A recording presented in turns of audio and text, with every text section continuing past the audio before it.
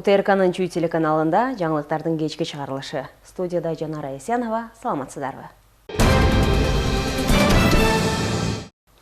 Президент Садыр Жапаров Кыргыз Республикасынын улуттук дем дүйнөлүк бийиктик оң жолунун бекитүү жөнүндө жарлыкка кол койду. Жарлыкта мындай деп айтылат. Узак жана кызыктуу тарыхка, мол коомдук саясий тажрыйбага ээ, руханий байлыгы терең, наркты бекем карманып келген кыргыз эли буйрукка жараша эгемендикке ээ болгон жылдарында уңгулуу жолунан адашып, улуттук баалуулуктары анчалык көңүлгө алынбай, нарк ченемдерине ширелген коомдук институттары мурдагыдай болбой, даанышмандар баштаган улут билгелери баркталбай, улуттук сыймыгы төмөндөп, жарандык сезими мокоп, келечекке болгон ишеними азайып, куттуу мамлекетинин алсыроо мезгилине дуушар болду. Кыргыз Республикасынын эли ушул күнгө чейин келечекке ишеним жарата турган, коомдун мүмкүнчүлүгүн жаратмандыкка багыттоо күчүнө ээ, элдин биримдигин, уюмдашуу жөндөмүн арттыра алган, узак мөөнөттүү идеологияга, баш багытка муктаж бойдон калып келди. Аталган кырдаалдан ылдам чыгуунун ишенимдүү жолдорунун бири кыргыз жарандарын бир муштумга бириктире турган, куттуу келечекке ишеним арттырган, жарандык мекенчилдикти күчөткөн, улуттун демин арттырып, ага дымак берген, жаңы демилгелердин жаралышына жол ачкан идеяларды иштеп чыгып, аны ыкчамдык менен ишке киргизүү экендиги маалым болду. Кыргыз Республикасынын жакынкы жылдарда өнүккөн, күчтүү, дүйнөлүк бийиктиктерге жеткен мамлекетке айландыруу максатында Кыргыз Республикасынын Конституциясынын 66-71 беренелери жетекчиликке алынып, токтом кылынат. Жогорку кеңешке мыйзамдардын долбоорлорун иштеп чыгууда жана аларды кабыл алууда, ошондой эле Кыргыз Республикасын өнүктүрүүнүн жалпы мамлекеттик программаларын бекитүүдө, оңгу жолдун жоболорун жана принциптерин эске алуу сунушталсын. Министрлер кабинети социалдык экономикалык саясатты иштеп чыгууда, кабыл алууда жана жүргүзүүдө оңгу жолдун жоболорун жана принциптерин жетекчиликке алсын. Бул чөйрөдө колдонулуучу баардык ченемдик укуктук, концептуалдык программалык документтерди инвентаризациялоо жана аларды оңгу жолго ылайык келтирүү боюнча ишти жүргүзсүн. Оңгу жолду ишке ашыруу боюнча жобону иштеп чыксын. Оңгу жолду кеңири пропагандалоо жана жайылтуу боюнча туруктуу ишти уюштурсун. Кыргыз Республикасынын жергиликтүү өз алдынча башкаруу органдары оңгу жолдун негизинде региондук программаларды иштеп чыксын, кабыл алсын жана ишке ашырсын. Бүгүн 19 декабрда Кыргыз Республикасынын президенти Садыр Жапаров Улуттук коопсуздук мамлекеттик комитетинин Чүй облусу боюнча башкармалыгынын жаңы имаратынын ачылышына катышты. Мамлекет башчысы бул имарат улуттук коопсуздук органдары үчүн маанилүү окуя болуп, кызматкерлердин натыйжалуу иштөөсүнө шарт түзөрүнө ишенимин артты. Ал УКМКнын Чүйдөгү башкармалыгы 1991 жылы түзүлгөнү менен туруктуу административдик имараты жок болуп, иш процессин кыйындатканын белгиледи. Мурдагы жылдары башкармалык бир нече объектке көчүп, убактылуу жайларда иштөөгө аргасыз болгон. Бул калкы көп Чүй облусунда контрчалгындоодо, терроризмге каршы күрөш жана аналитикалык иштерди жүргүзүүдө бир катар кыйынчылыктарды жараткан. 2022 жылы президент Садыр Жапаров жаңы имарат куруу демилгесин көтөрүп, долбоорду ишке ашырууну УКМКнын төрагасы Камчыбек Ташиевке тапшырган. Натыйжада жалпы аянты 5000 чарчы метрди түзгөн. Заманбап жабдуулар менен камсыздалган жаңы имарат кызматкерлер үчүн бардык зарыл шарттары менен ишмердүүлүккө ыңгайлуулукту түзгөн имарат берилди. Чүй облусунун маанилүүлүгүн белгилеген президент бул көп этностуу аймакта расмий түрдө 1 миллиондон ашык, ал эми иш жүзүндө 1,5 миллионго жакын калк жашаганын айтты. Бул өлкө калкынын 21%-ын түзөт жана мындай жүктөмдү эске алганда коопсуздук органдары үчүн ыңгайлуу шарттар абдан зарыл болгон. Президент жаңы имарат коопсуздук органдарынын ишин ыкчам жана сапаттуу жүргүзүүгө көмөкчү болоруна ишенимин билдирип, кызматкерлерди кесиптик майрамы менен куттуктады. Мамлекет башчысы ачылыштан кийин спорт залы, ашкана, воркаут аянтчасы сыяктуу объектилер менен таанышып, символикалуу түрдө карагай отургузду. Ал бул окуяны туруктуулуктун жана өнүгүүнүн символу деп атап өттү. Сиздерди алдыда келе жаткан кесиптик майрамыңыздар менен чын дилимден куттуктаймын. Кыргыз элинин ыйык энчиси болгон эгемендигибизди, өлкөбүздүн бейпилдигин жана туруктуулугун камсыздоодо көрүнбөс майдандын күжүрмөн жоокерлери катары өтөгөн кызматыңыздардын акыбети кайтсын. Мекенчил демиңиздер өчпөсүн, элим жерим деп жасаган ишиңиздер, калтырган изиңиздер түбөлүк болсун. Мезгил өзү тапшырган бул улуу милдетти аткарууда сиздердин терең билимиңиздер менен мол тажрыйбаңыздар жетиштүү экенине бекем ишенемин. Жаңы жыл алдында, кесиптик майрамыңыздардын алдында бүгүнкү жаңы имаратыңыздардын ачылышы сиздерге кош кубаттап кубаныч тартууласын. Күчтүү Кыргызстанды куруу жолунда ар дайым мамлекеттин жана элдин ишениминде болуп, өлкөбүздүн өнүгүүсүнө салым кошо бериңиздер. Бүгүн жогорку кеңеш балдар жана жаштар арасында баңги заттарды жана психотроптук заттарды мыйзамсыз жүгүртүүгө каршы өзгөрүүлөрдү камтыган мыйзам долбоорун биринчи окууда кабыл алды. Парламенттин маалыматына ылайык демилгени депутат Медербек Алиев сунуштаган. Анын айтымында, мыйзам долбоору бир катар кодекстерге жана баңги зат каражаттары жөнүндө мыйзамга өзгөртүүлөрдү киргизүүнү көздөйт. Бул кадам аптекалык баңгичилик деп аталган коркунучтуу тенденцияны оздуктоого багытталган. Документте баңги заттарды жарнамалоо, эл алдында чакыруу жана дары-дармектерди мыйзамсыз берүү үчүн жазаны күчөтүү сунушталууда. Жаза өлчөмү 50 000 сомдон 200 000 сомго чейин жогорулатылышы мүмкүн. Депутаттар алдын алуу иштерине басым жасап, саламаттык сактоо жана билим берүү министрлигине баңгичиликтин кесепеттерин түшүндүргөн видеороликтерди көбөйтүүнү сунушташты. Мы изначально предлагали радикальные меры. Если какая-либо аптека, исходя из этических соображений, сейчас имен не буду называть, будет школьникам продавать сильнодействующие препараты, нужно просто лишать лицензии, закрывать нужно. Но бизнес-сообщество обратилось к нам, сказали, сейчас малый и средний бизнес проживает нелегкие времена, наряду с преступниками, как бы не пострадали порядочные деп-суранды. Уже сейчас как пилотный на определенный промежуток времени, полгода-1 год киргизип 200 000, это не на всю аптеку, а непосредственно айлығынан алынат. Жана сатуучунун айлыгы орто эсепмен 30 000, 40 000 болсо 200 000 салынат. А эгерде бул дагы жардам бербесе, анда сиз айткандай уже лицензиясын радикалдуу жолго барыш керек. Кыргызстан баңги зат колдонуу деңгээли боюнча башка мамлекеттер арасында дүйнөдө 23-чү орунду ээлейт. Бул тууралуу World Population Review талдоо уюмунун сайтында жазылган. Баңги затты колдонгон адамдардын саны өлкө аймагында 6 000ден ашат. Бул көйгөй жаштар арасында кеңири тарап жатканын адистер айтышат. Биздин кабарчылар Чүй облусунун аймагында жайгашкан жаза аткаруу мекемелеринин биринде болуп, баңги зат таратууга айыпталып жаза өтөп жаткан кылмышкерлер менен маектешип, заманбап синтетикалык психотроптук заттарды таратуу жана аны ден соолукка тийгизген зыяны тууралуу иликтеп кайтышты. Кененирээк Назира Бегалиеванын материалында. Баңги зат коомдогу олуттуу көйгөйлөрдүн бирине айланууда. Ал айрыкча жаштар арасында кеңири тараган. Акыркы мезгилде тыюу салынган заттарды закладка деп аталган ыкма аркылуу таратуу кеңири жайылып жатат. Мындай ыкма баңги заттын жеткиликтүүлүгүн арттырып, ага көз каранды адамдардын санын жогорулатууда.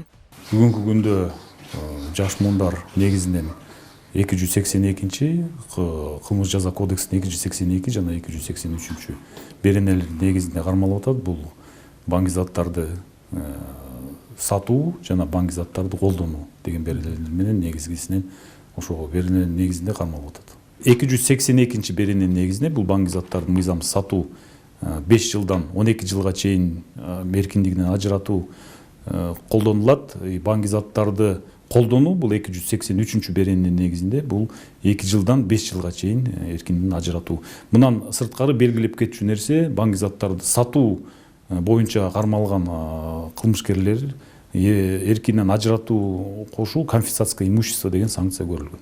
Бул 38 жаштагы жаран жаш кезинен баңги заттарды колдонуп келген. Учурда ал тыюу салынган заттарды таратууга айыпталып жазасын өтөп жатат. Убагында спорт менен машыгып, туруктуу жумушу дагы болгонун айтат. Баңги заттын айынан ал эркиндигинен гана ажырабастан бакубат жашоосун жана көп жылдар бою чогулткан каражаттарынан дагы айрылып калган. Я бы посоветовал. Мен жаштарга эч качан баңги заттарды колдонбогула деп кеңеш берет элем.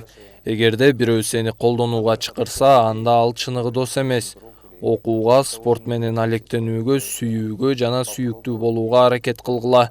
Бул чындыгында эң маанилүү нерселер. Акча болбосо да сүйүү, туура жолдо жашоо маанилүү. Жумуш жасап, өз айланаң менен болуу бул эң жакшы нерсе. Баңгизаттар жакшы нерсеге алып барбайт.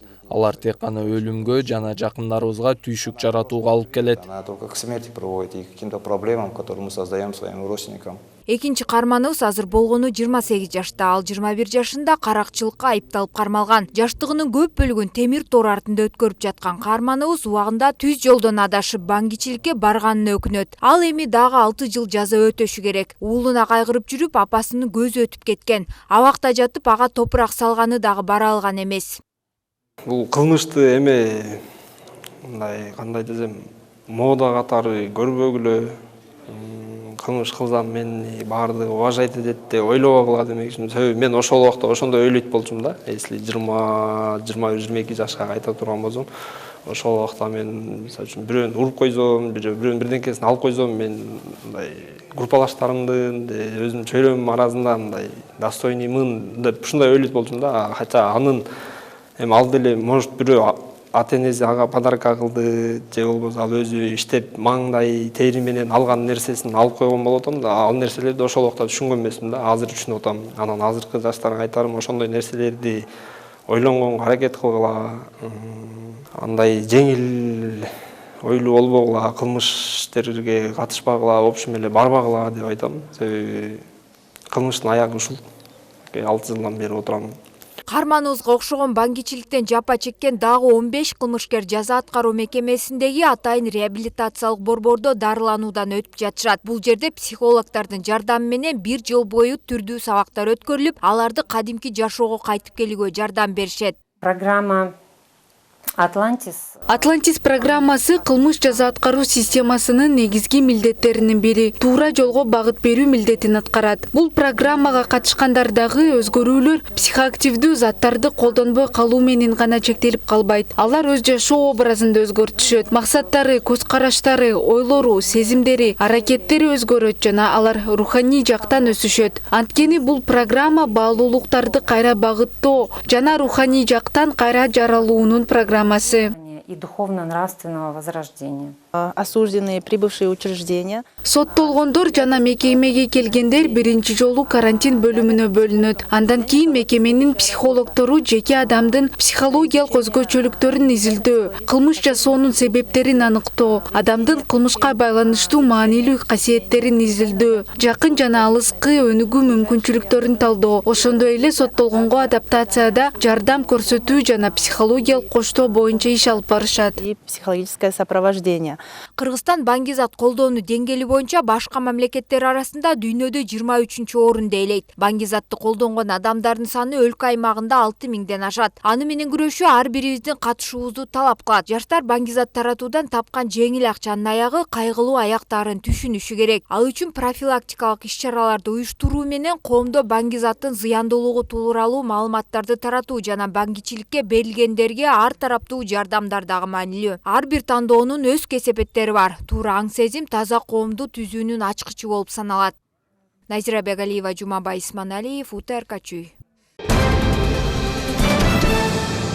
Аз күндөн кийин Мурас комплексиндеги ипотекалык үйлөр өз ээлерине берилет. Бул тууралуу президенттин иш башкармалыгынын башчысы Кадыбек Туманбаев социалдык тармактагы баракчасына жазды.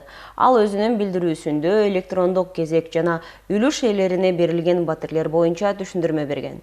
Түшүнөм, баарына бүгүн үй керек. Бирок бир аз сабырдуу болуп турсаңыздар буюрса, батирлер колуңуздарга тиет. 1-2 жылдын ичинде мындай нерсе токтойт. Иш азыр президентибиздин колдоосу менен кызуу жүрүп жатат. Мурдагыдай 10-15 жылдап күтпөйсүздөр. Батирлер кимге берилет? Биринчи кезекте батирлер үлүш ээлерине жана мамлекеттик кызматкерлерге бөлүштүрүлдү. Үлүш ээлери өз салымдары менен мамлекетке жаңы турак-жай курууга мүмкүнчүлүк түзүштү. Мамлекеттик кызматкерлерге турак-жай берүү алардын ишинде калыстыкты камсыз кылуу жана жашоо шартын жакшыртууга багытталган. Кийинки кезекте батирлер электрондук система аркылуу социалдык ипотека шартында муктаж жарандарга берилет. Бул тизме майыптыгы бар жарандарды, көп балалуу үй бүлөлөрдү, жалгыз бой энелерди жана башка социалдык жактан аяр топторду камтыйт. Президент Садыр Жапаров белгилегендей, бул башталышы гана. Биз дагы 40 миңден ашуун батирди жарандарга берүүнү пландап жатабыз. Ар бир кыргызстандык өз үйүнө ээ болушу керек деп билдирген. Турак жайларды бөлүштүрүү процесси толугу менен ачык жүргүзүлүп, электрондук кезекке таасир этүү мүмкүн эместигин баса белгиледи. Президент мыйзамсыз аракеттер үчүн жоопкерчилик караларын дагы кошумчалады. Эми кезек жөнөкөй жарандарга келди. Мисалы, мурдагы колониянын ордуна курулган 250 батирлүү турак жай муктаж жарандар жана жаза аткаруу кызматынын кызматкерлери үчүн бөлүнүп, муктаж үй бүлөлөргө тапшырылмакчы. Бишкекте таштандыны кайра иштетүүчү заманбап заводдун курулушу кызуу жүрүүдө. Бул тууралуу президенттин басма сөз катчысы Аскат Алагөзов социалдык тармактагы баракчасына жазды.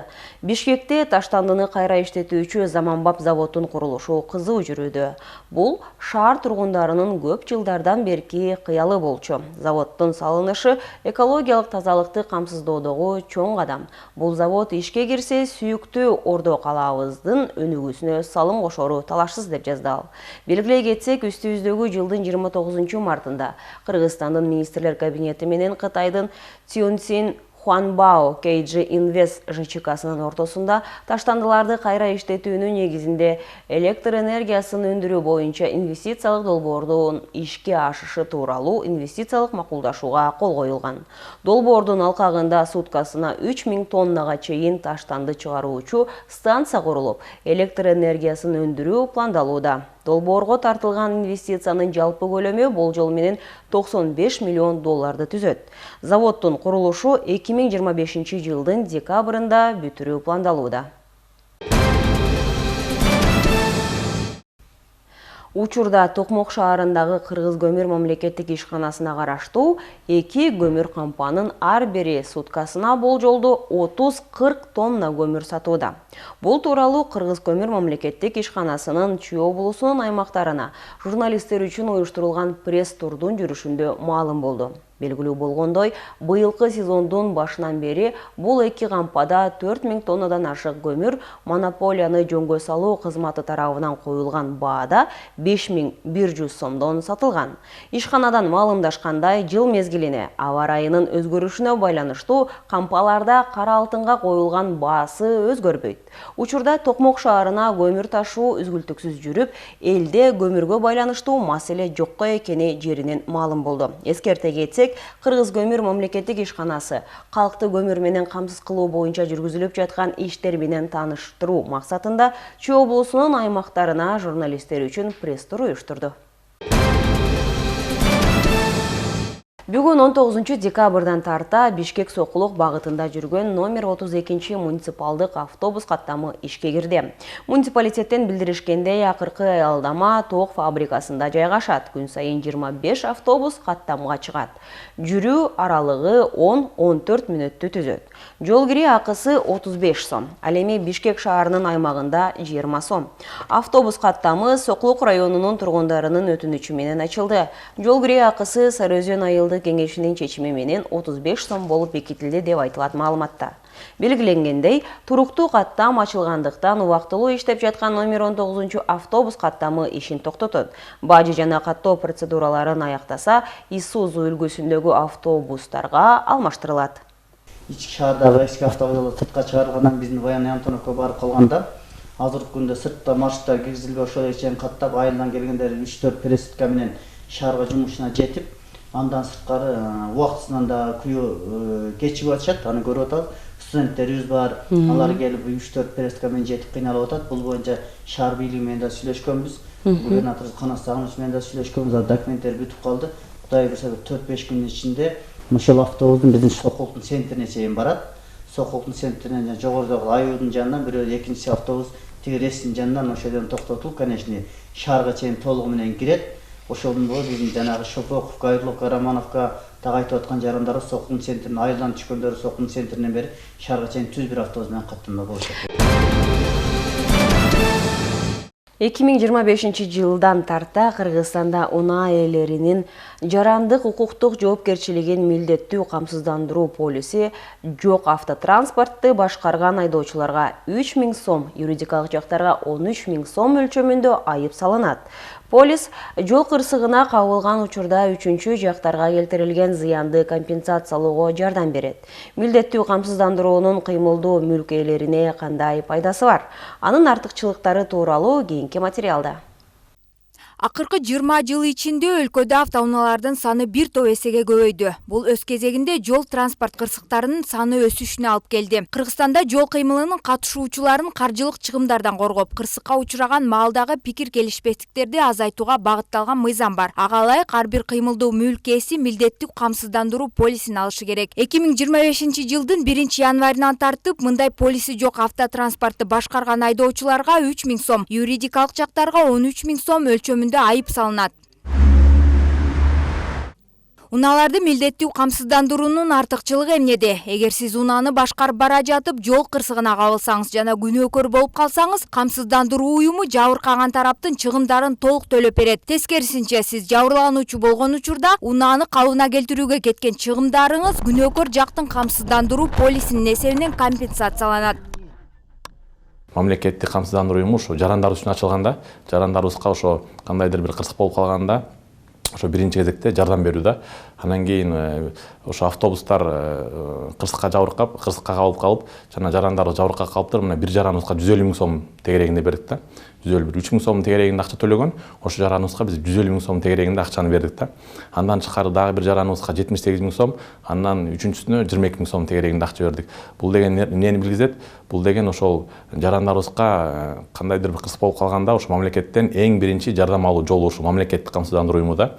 Унаа ээлеринин жарандык укуктук жоопкерчилигин милдеттүү камсыздандыруу полиси автотранспорттун чыккан жылына жана көлөмүнө жараша эсептелет. Ал эми кырсыкка кабылган учурда унаа ээси аны калыбына келтирүүгө кеткен чыгымдарды эсептеп, мамлекеттик камсыздандыруу уюмуна арыз менен кайрылышы керек. Бир айдын ичинде кепилденген каражат жарандын банктык эсебине которулуп берилет.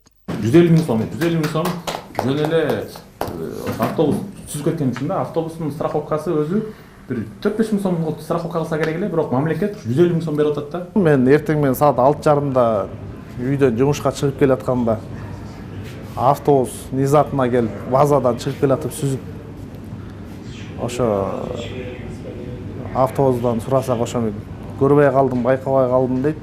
Күнөөсүн мойнуна алып анан төлөп берип атат машинамда. Автобусу камсыздандырып коюптур.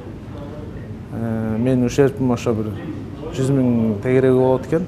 Мен камсыздандыруу боюнча ушундай случай болгондон кийин ошо неметип атам да. Ойлонуп ошо өтүш керек экен негизи ар бир жаранчы. Аябай керек экен. Кандай болбосун баарыбыз жолдо жүрөбүз да. В ДТП попал отец по вине автобуса. Атам автобустун айынан жол кырсыгына туш болду. Окуя 13 декабрда Москва көчөсүндө шаар тарапка карай баратканда болгон. Атам өз жолу менен кетип баратканда автобустун айдоочусу туура эмес бурулуп, биздин унааны сүзүп алган. Автобус камсыздандырылган экен. Камсыздандыруу уюму жалпы зыянды 217 000 сом деп баалады. Бул каражатты бүгүн бизге мамлекеттик камсыздандыруу уюму төлөп берип жатат. Нам выплачивает ОСАГО со стороны автобусной компании, которая была застрахована. Милдеттүү камсыздандыруу полисин жарандар онлайн алууга дагы мүмкүнчүлүк бар. Бул жараянды ыңгайлуу жана ылдам кылат. Бүгүнкү күндө мамлекеттик органдар бул системаны өркүндөтүү жана калк арасында мыйзамдуулукту жогорулатуу боюнча иштерди улантууда. Назира Бегалиева, Самаган Тайырбеков, УТРК Чүй. Мугалимдердин компетенттүүлүгү, ролу, өнүгүүсү жана кесиптик өсүшү темасында тегерек стол болуп өттү. Анда билим берүү министрлигинин өкүлдөрү, педагогдор, эксперттер жана коомдук ишмерлер чогулушту. Иш чаранын негизинин максаты педагогдордун кесиптик компетенттүүлүгүнүн өзөктүү аспектилерин, алардын билим берүү процессиндеги ролун жана квалификацияны жогорулатуунун заманбап ыкмаларын талкуулоо болду. Тегерек столдун жыйынында мугалимдерди даярдоо жана квалификациясын жогорулатуу системасын мындан ары жакшыртуу үчүн билим берүү министрлигине жөнөтүлө турган сунуштар иштелип чыкты. Кандай гана реформа жүрбөсүн, ошол реформанын жеңиши бул педагог. ошол педагогту даярдоону кандайча өзгөртөбүз? Азыр заманбап мектепке, заманбап бала бакчага кандай педагог керек? Ошондуктан азыр ушул тегерек столдо жогорку окуу жайдын өкүлдөрү, мектепте иштеген практиктер, мугалимдер, эксперттер, бала бакчада иштеген эксперттер, практиктер баарыбыз отуруп алып ушуну азыр талкуулап атабыз. Анан жол картасын түзүп атабыз. Исхак Разаков атындагы Мамлекеттик техникалык университетинде климаттын өзгөрүшүнүн кесепеттерин жумшартууга багытталган технологиялык чечимдерди иштеп чыгууга арналган конкурс өткөрүлдү. Университеттердин студенттери энергиянын калыбына келүүчү булактарын колдонуу жана суу ресурстарын рационалдуу башкаруу сыяктуу актуалдуу экологиялык проблемаларды чечүүгө багытталган долбоорлорун сунушташты. Бул туурасында кабарчыбыздын кийинки материалында. Исхак Разаков атындагы Кыргыз мамлекеттик техникалык университетинде климаттын өзгөрүшүнүн кесепеттерин азайтууга багытталган технологиялык чечимдер деген аталышта иш-чара өткөрүлүп, ага өлкөдөгү университеттердин студенттери катышты. Негизинен эң негизги тематикасы быйыл ошол экология жактан болуп атат. Бул эл аралык проект негизинен Койка жана Сифа деген Южный Кореядагы эл аралык организациялар менен аркылуу финансирование болуп, көп азыр каражаттар ошол жанагы прототипти жасай турган IT решенияларды кыла турган жакшы мондай заманбап жанагы оборудованияларды оснащенный кылып FabLab деген лаборатория ачылган. 2019-жылдан тартып иштеп атабыз. Экология жана технологиялар боюнча эксперттерден түзүлгөн калыстар тобу жаш иштеп чыгуучулардын демилгелерин жогорку баага татыктуу деп тапты. Эң мыкты долбоорлорго акчалай сыйлыктар жана ишке ашыруу үчүн кошумча колдоо көрсөтүү мүмкүнчүлүктөрү берилди. 2019-жылдан бери биз Кыргыз мамлекеттик техникалык университетинде санариптик билим берүү сабагын өтүп келебиз жана бул 6 жылдын ичинде студенттер өздөрүнүн көндүмдөрүн кыйла кеңейтишти. Алар экологиялык көйгөйлөрдү чечүү, мектеп долбоорлору же айыл жеринде колдонула турган ар кандай предметтер сыяктуу санариптик технологияларды колдонуу менен практикалык нерселердин прототиптерин түзүштү. Бул 4-үнчү конференция болсо да, иш-чаранын алкагында биз атайын лекцияларды өткөрөбүз, анда социалдык маселелер жөнүндө сөз кылабыз жана аларды чечүү үчүн кандай буюмдарды жасоого болоорун талкуулайбыз. Тегерек столго катышкан студенттер мындай демилгелер жаштарды технологиялар жана экология тармагында өнүгүүгө шыктандырарын белгилешти. Бул биздин проект боюнча машина разработка кылабыз, который шариктерди автоматически чыгарат. Шарик жерден жана грунттан болот и дайнек менен. Ошо шариктер жөн эле жерге ыргытса болот, андан кийин дарак болуп өсүп баштайт. Көп дарак болсо биздин климатка аябай жакшы болот. Иш-чаранын уюштуруучулары мындай конкурстар экологиялык жоопкерчиликти жаштар арасында жайылтууга жана Кыргызстандын туруктуу келечеги үчүн инновациялык чечимдерди иштеп чыгууну өнүктүрүүгө жардам берет деген үмүттөрүн билдиришти. Айгерим Дүйшөбаева, Данияр Тилебалдыев, УТРК Чүй, Бишкек шаары. Президенттин администрациясында грек-рим күрөшү, эркин күрөш жана бокс боюнча жаштар арасындагы дүйнө чемпионаттарында жетишкен ийгиликтери үчүн спортчуларды жана алардын машыктыруучуларын салтанаттуу сыйлоо аземи болуп өттү. Сыйлыктарды президенттин атынан министрлер кабинетинин төрагасынын орун басары Эдил Байсалов тапшырды. Жогорку спорттук жетишкендиктери үчүн спортчуларга жана алардын насаатчыларына бир жолку акчалай сыйлыктар ыйгарылды. Бул жетишкендиктер өсүп келе жаткан муун үчүн маанилүү үлгү болуп, жаңы спорттук жетишкендиктерге жол ачат. Өлкө жетекчилиги спорттун өнүгүшүнө ар дайым колдоо көрсөтүп, спортчуларыбыздын эл аралык аренадагы ийгилигине көмөктөшөт, деди Эдил Байсалов. Салтанат Албаниянын Тирана шаарында өткөн грек-рим жана эркин күрөш боюнча жаштар арасында дүйнө чемпионатынын, ошондой эле Черногориянын Будва шаарында өткөн бокс боюнча жаштар арасындагы дүйнөлүк чемпионаттын жыйынтыгын чыгарууга байланыштуу болду. Мына ушундай жаңылыктар топтому бүгүнкү күндө жыйынтыктады. Бул жана башка жаңылыктарды кененирээк УТРК телеканалынын социалдык баракчаларынан таанышсаңыздар болот. Алдыда аба ырайы тууралуу маалымат. Кечиңиздер, көңүлдүү улансын.